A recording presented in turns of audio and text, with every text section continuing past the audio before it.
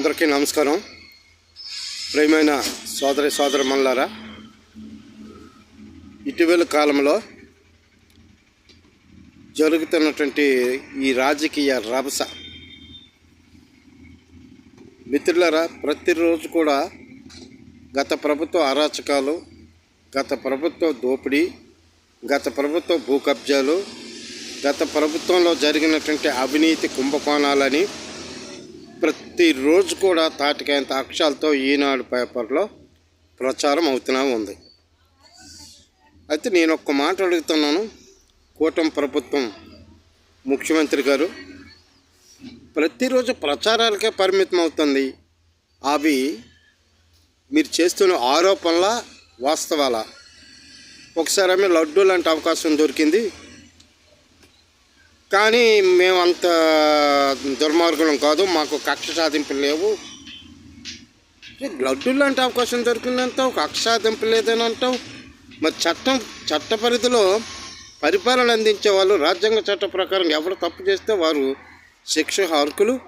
వాళ్ళు శిక్షించవలసింది పోయి ఏదో కనికరించానంటావు, కరుణించానంటావు, ఏదో చేశానంటావు. ఆలాటోళ్ళు మేము కాదు అని చెప్పుకుంటూ ఉంటావు, గొప్పలు చెప్పుకుంటూ ఉంటావు. మరి తప్పు చేసిన వారిపై ఖచ్చితంగా చర్యలు తీసుకోవాలి కదా.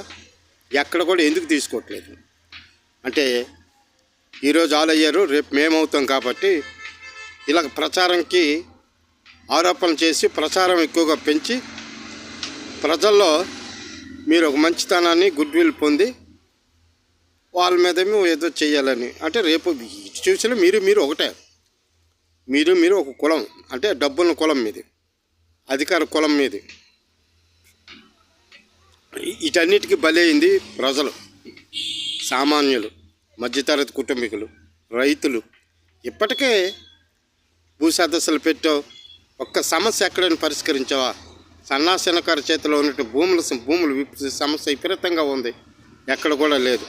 ఇప్పుడేమో ఈరోజు చూస్తే 100 కోట్లు అంటున్నాం.